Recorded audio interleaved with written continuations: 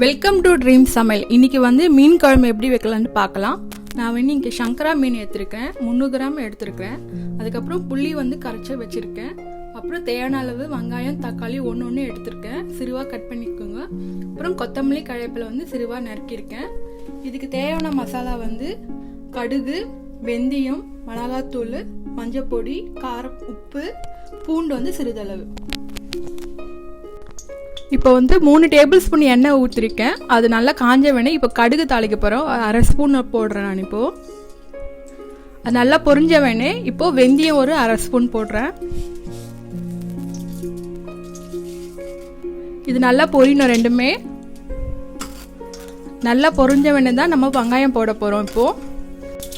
இப்போ வெங்காயம் வெந்தயம் நல்லா பொரிஞ்ச வேணே இப்போ கட் பண்ணி வச்சுருக்கேன் வெங்காயம் போட போகிறோம்.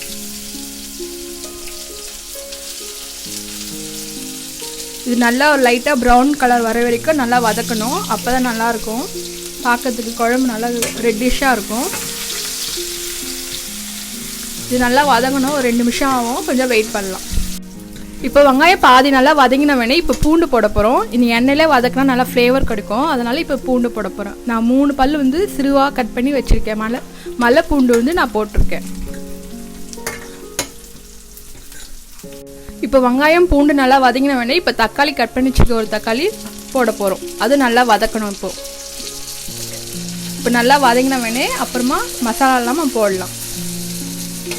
இப்போ வெங்காயம் தக்காளி நல்லா வதங்கின வேணே இப்போ மசாலாலாம் போட போகிறோம். மஞ்சள் பொடி, காரப்பொடி, உப்பு தேவையான அளவு.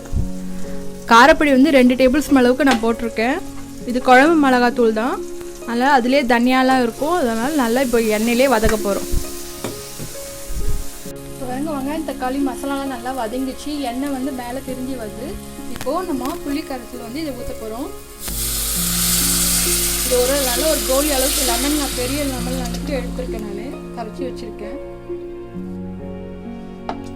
இப்போ நல்லா 10 நிமிஷம் நல்லா கொதிக்கணும், அது வரைக்கும் கொஞ்சம் வெயிட் பண்ணலாம். அதுக்கப்புறமா மீன் நம்ம போடலாம்.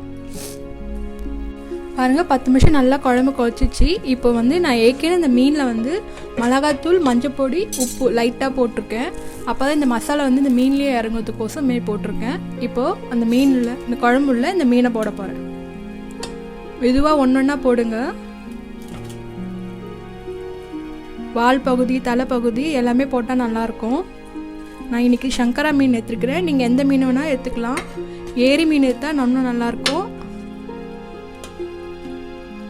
இதுமாரி ஒன்றா போட்டு ஒரு 2 நிமிஷம் 5 நிமிஷம் கொச்சா போதும், அதுக்கு மேலே கொதிக்க வைக்கக்கூடாது. மீன் அப்புறமா ரொம்ப இதுவாகிடும், சாகி ஆகிடும். அதனால் 5 நிமிஷத்துக்கு மேலே இது பண்ணாதீங்க, கொதிக்க வைக்காதீங்க. இப்போ தட்டு போட்டு லைட்டாக மூடலாம்.